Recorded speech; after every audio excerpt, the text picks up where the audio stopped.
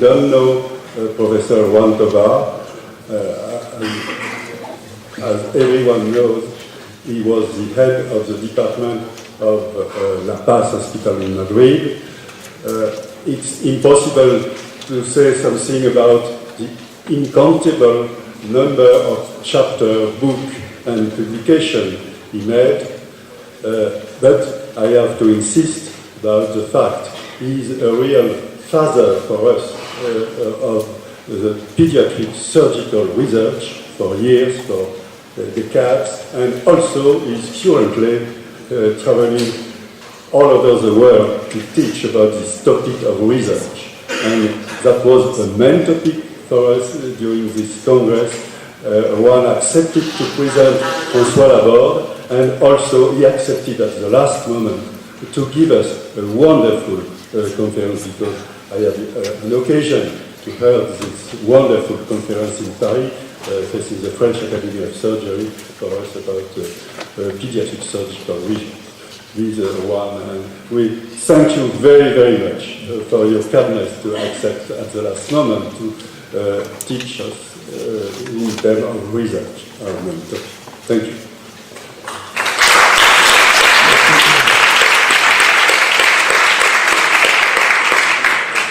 Thank you, Philippe. First of all, I want to thank the organizers of this very successful and very comprehensive Congress for inviting me to present François Laborde.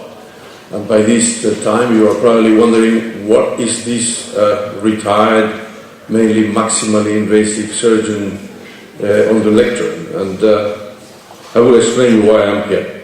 I was supposed to present our friend François Laborde, who was supposed to give you a lecture on how to study the innovation in devices for minimally invasive surgery.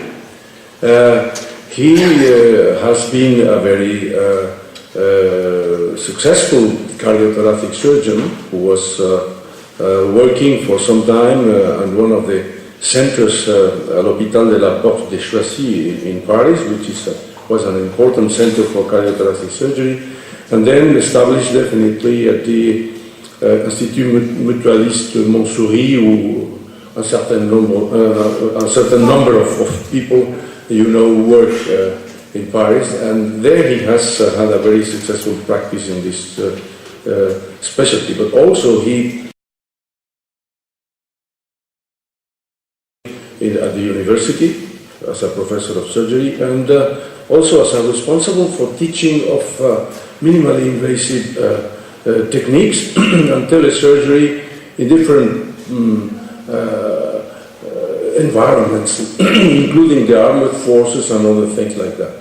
It's a pity that he is not here, because he was also the introducer of thoracoscopic ligation of the PDA. I think he had a huge experience on this field, and he was also, and I want to point this out because he is from Biarritz, where I own a house, and I know this is a place where rugby is very important, and also had a boat, because he is a very good sailor in that place. So he is not here, and I'm going to replace him, and that is certainly not easy, because probably what I am going to tell you may look apparently aside of your minimally invasive interests. But this is not true. I think that research in pediatric surgery involves all pediatric surgeons, open or minimally invasive. But what I'm going to try to transmit to you is that we are not that good at that, and it is very necessary to change our minds and our approaches in order to give to research the importance it has in our specialty as in any other specialty of surgery. I'm going to address the two aspects of research. Clinical research first, probably it's more important for all of us, and basic laboratory research also, to show you that many things should be approached in the laboratory, as I will show you a little later. But first, clinical research. Our actions, our operations, our choices of treatment are mainly based on clinical research, which in fact is the way of analyzing on the basis of our experience the results of what we do.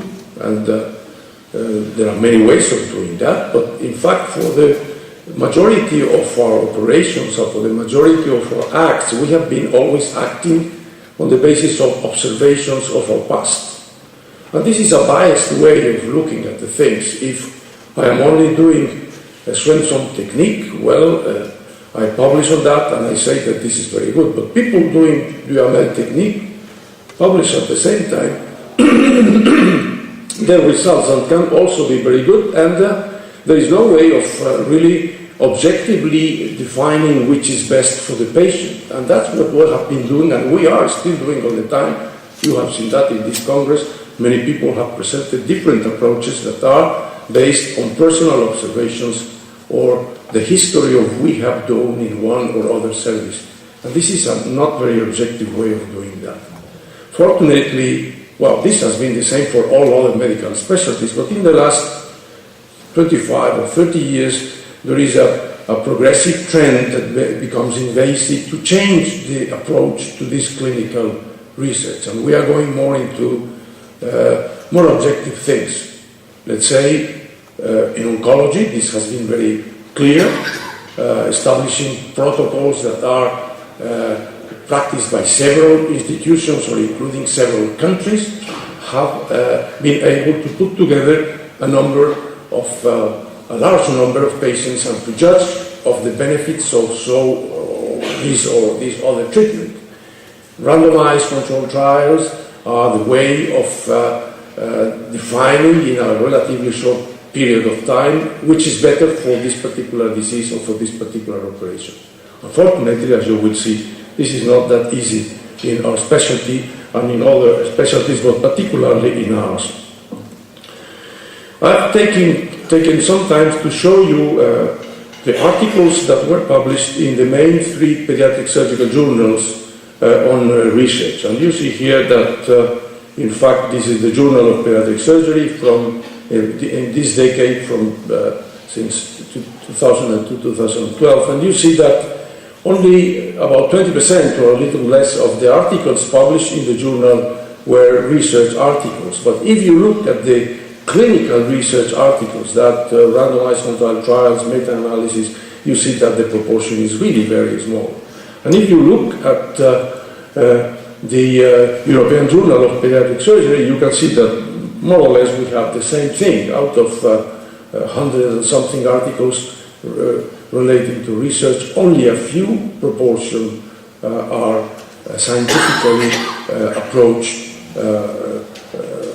clinical research articles. And also is the same for Pediatric Surgery International. You see that a very small proportion of these articles were scientifically sound approaches to clinical research. And this is something that should concern us because there must be reasons for that. Many years ago, 1998,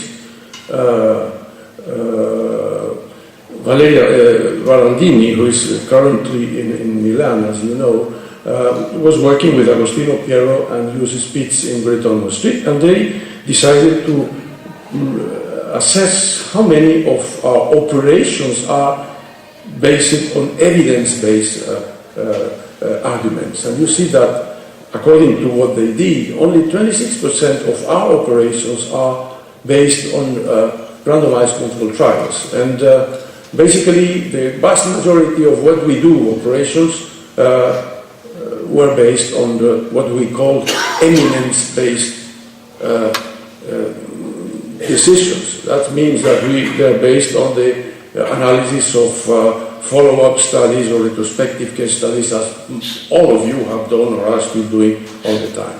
So the thing was very weak at that time, and recently this has been reanalyzed by a group in Oxford that published recently, a few months ago, in PLOS ONE, this article that may seem difficult. You see, what evidence underlies clinical practice in pediatric surgery? Systematic review assessing the choice of study design. These authors studied 2 years, separated by 15 years, first 1998, And they analyzed in the literature 15,000 articles by pediatric surgeons or on pediatric surgery, and they could demonstrate that basically half of them, or almost half of them, were retrospective series, as I have mentioned before. But you see that another 39% were case reports, 3, 4, 15 case reports, but that's it.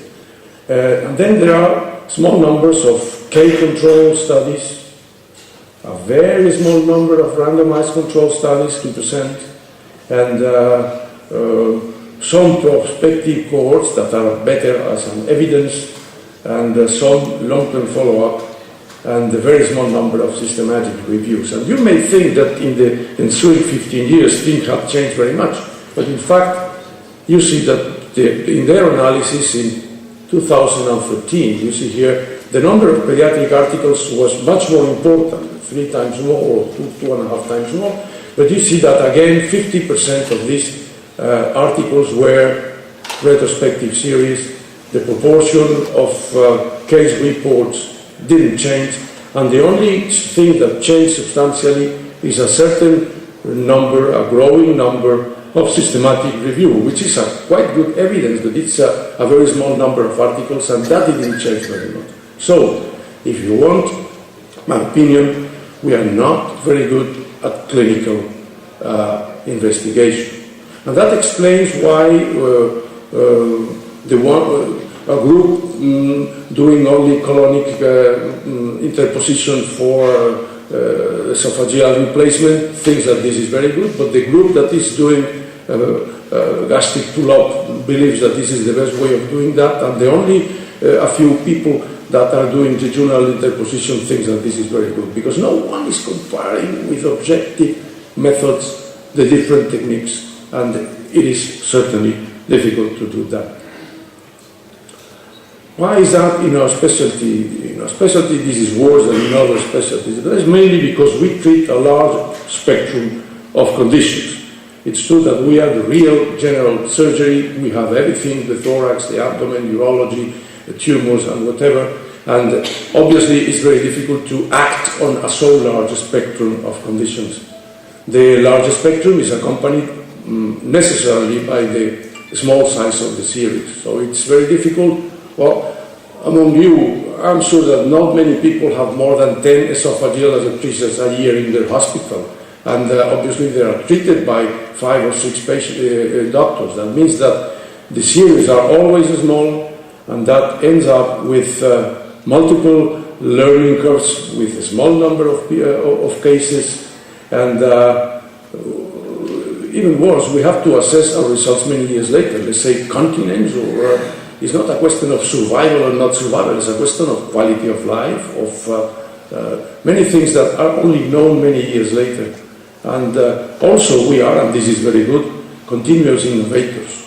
When I was training pediatric surgery some years ago, I learned Swenson technique. I came to Madrid where Swenson technique was also practiced, but I learned with Suave himself, who came here several times to operate, that his technique was very good, and I moved into that to do that in younger children, and then all the other innovations, including Luis de la Torre innovation, and we have had to learn everything in a relatively short period of time, so that makes multiple learning curves, small series, not many cases, and on top of that, ethical limitations, because our patients are not autonomous, and they are difficult to include into randomized controlled trials like adult patients. So we have ethical limitations that are shared by pediatrics, of course, by branches of the science that are devoted to children.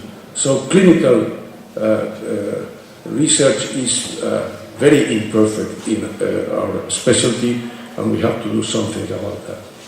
And then basic laboratory research. You may think that this is very far apart of your interests, or the interests of some of you, but in fact I don't believe that. I would like to try to convince you that it is necessary to develop this thing also within the specialty, for the following reasons. The first is that we don't understand most of the diseases we are treating. Let's say necrotizing enterocolitis or the lung problems of congenital diaphragmatic hernia. nobody understands that very well. And if we don't understand, we are not going to treat that properly. And on top of that, nobody really are interested in these conditions except ourselves. So go to basic scientists or even pediatricians, they are not interested in what we treat. We should be interested in what we treat, and we should do something to solve our question marks that are so many in our specialty. This is my institution, some of you know it. This is Hospital La Paz, this is the Children's Hospital, this is the Maternity Hospital, and that's the General and the Orthopedic Hospital here. This part and all that have been transformed now in a research facility. This is medical school that I am just across the road. And this, in this center we have, along the last 25 years, developed a quite strong research facility that is shared by all the services of the hospital, not only pediatric surgery. Currently, the Institute of Research of La Paz, they have one very similar in this hospital, has a payroll of about 180 people, and we have a quite large budget devoted to research because we believe that this is very important. We have done that keeping the old ways of research for the pediatric surgeon that are used for training as well, operating rooms, microsurgical places, but also we have developed all the necessary laboratories for molecular and cell research, and this has been done putting together all the different projects of the different departments of the hospital, and I think this has been quite successful along the years. And as regards my group, I have been fortunate to have the collaboration along the last 35 years of people from many countries. The majority of them, I'm not going to point them, all of them, which ones are pediatric surgeons, but the majority of them are pediatric surgeons that decided to devote some of their time, a couple of years in general, to develop some research, eventually a PhD dissertation in our place. And I have been very fortunate to have extremely skillful people that work with us in the different projects in pediatric surgical research. But I insist they are mainly pediatric surgeons, and I think this is something that is very important and very rewarding for me. Our idea has been that the research should ideally go in this direction: disease to basic research, molecules and genes. And when you look at the scientific literature, you see that the other way around that doesn't work, or usually doesn't work.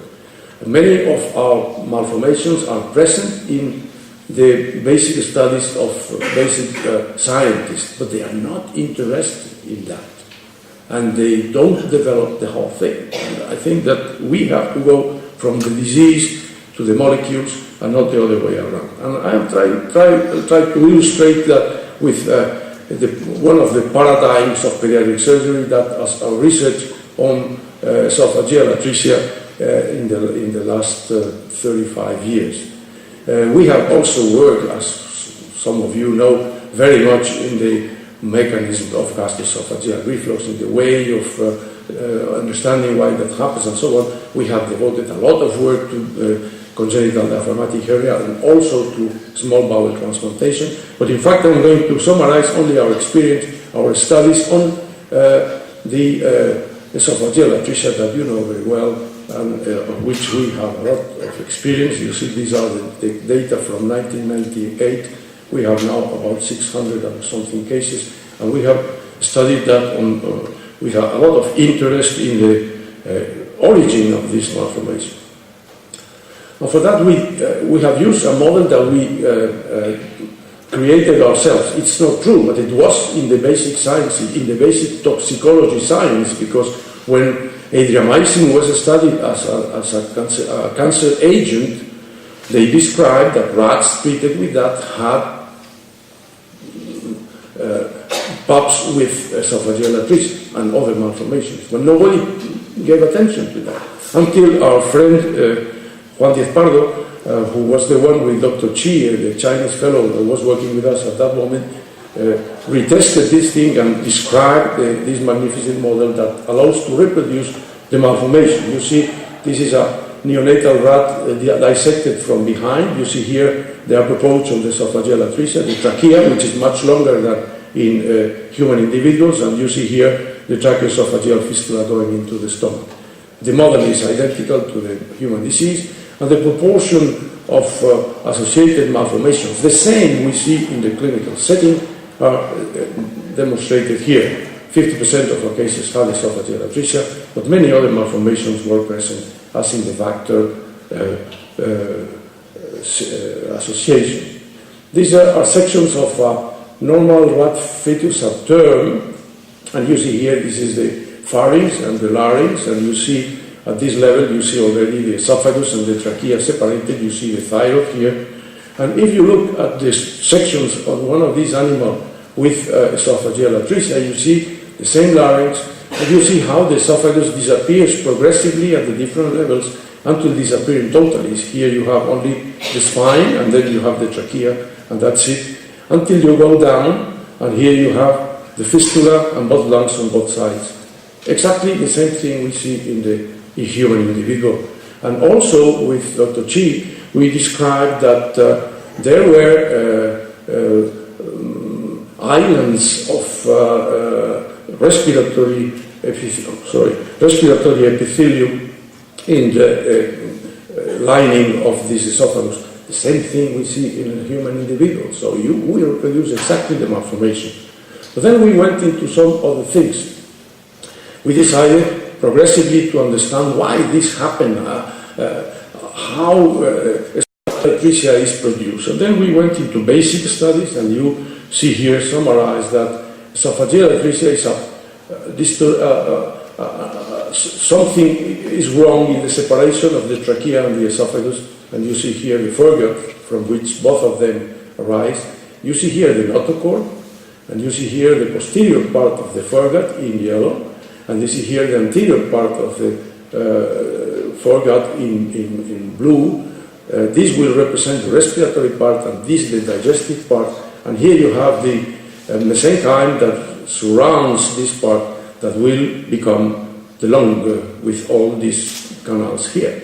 And in here you have a number of genes and transcription factors that are in charge of directing all these operations, particularly Sonnich Hedgehog that acts here, and also in the interaction with the mesenchyme, but also NKX2 that is TTF1 or FGF10 that is here. I'm only going to address this one. I'm not going to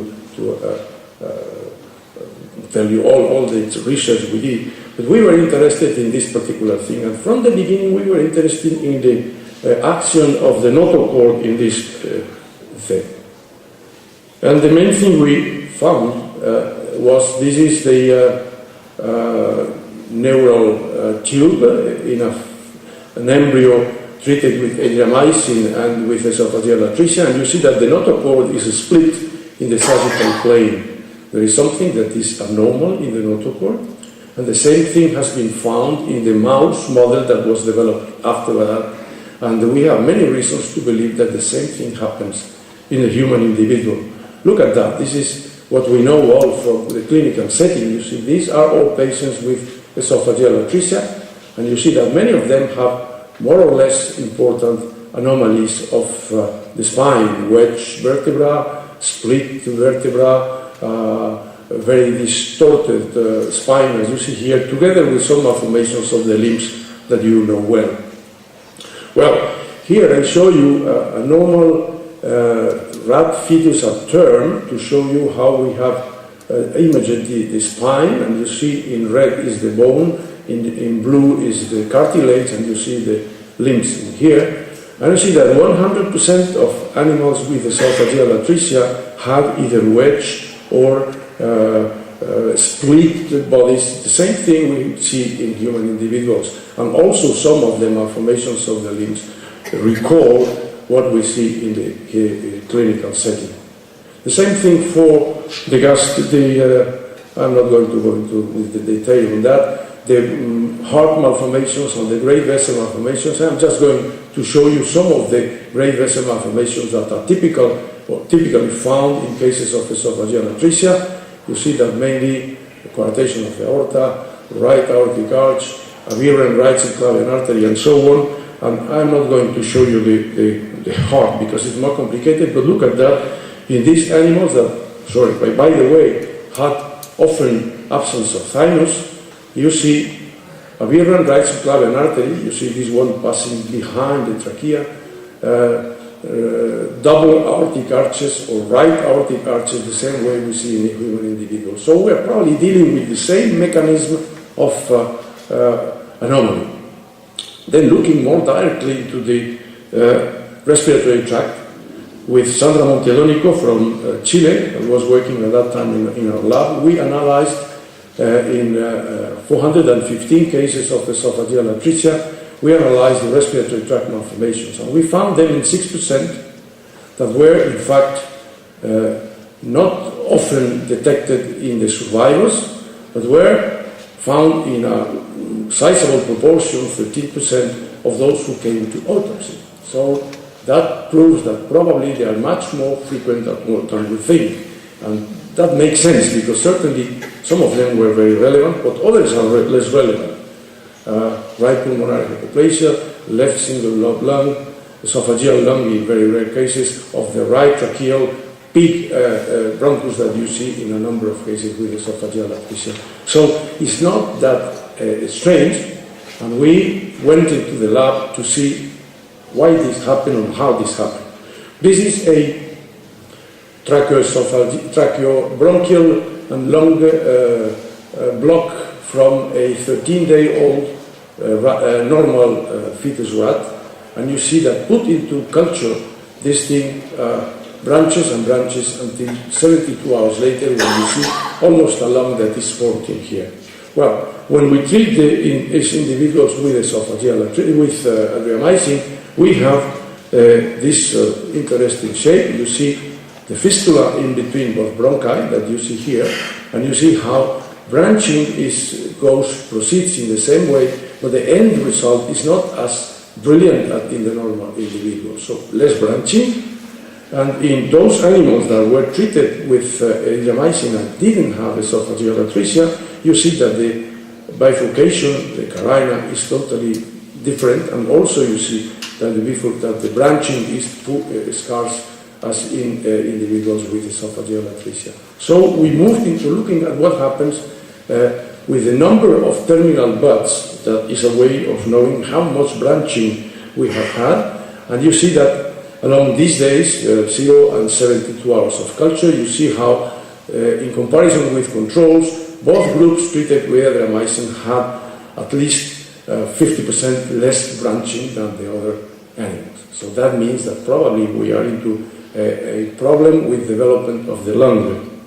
And you see here, look only at this, if we use the same criteria for lung hypoplasia that we are using for CDH, for congenital diaphragmatic hernia, the lung weight body weight ratio in percent, you see that animals with esophageal atresia have definitely lung hypoplasia.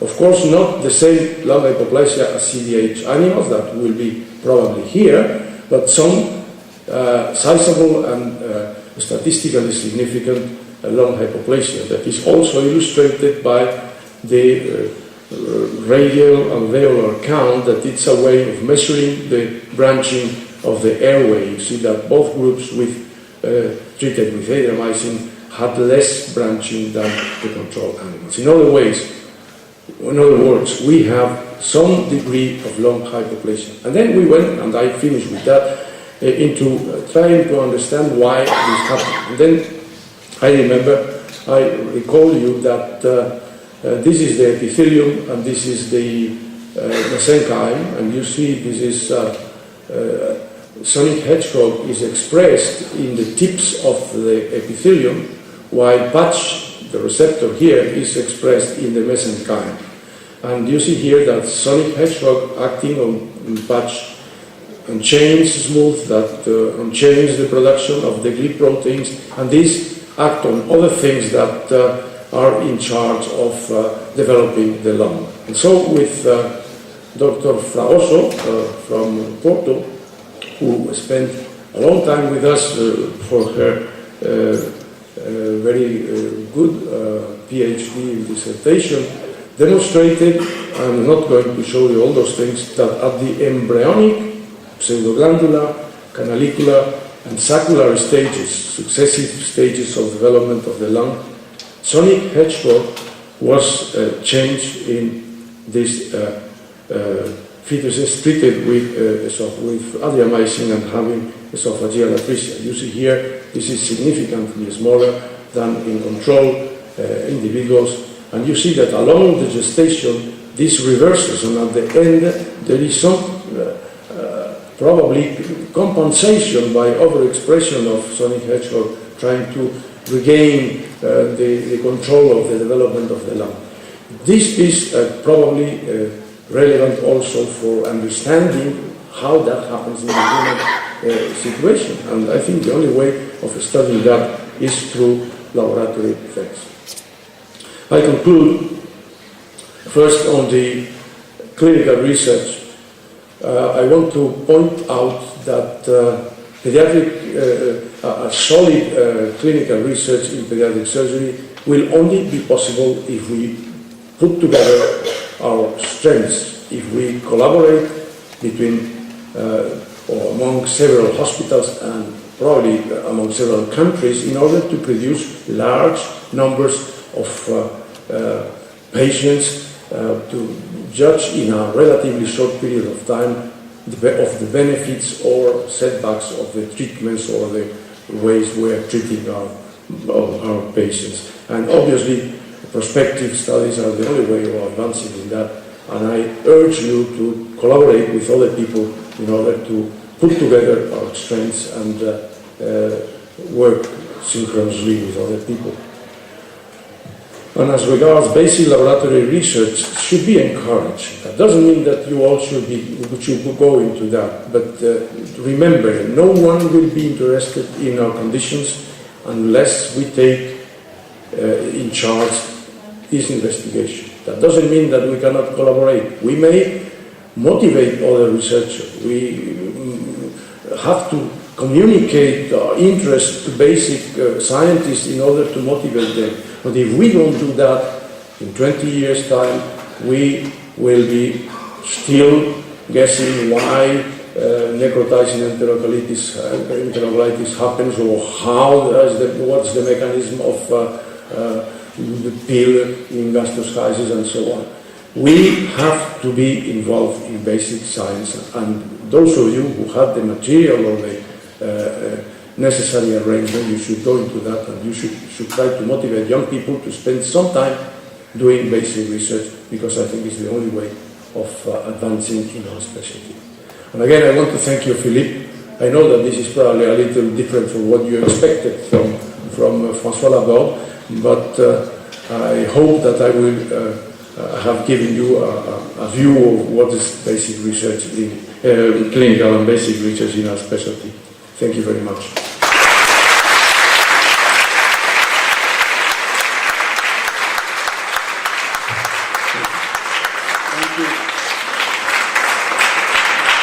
Thank you very much, Juan. Thank you for this great lecture. Thank you for the great kindness for us to be here today with this lecture.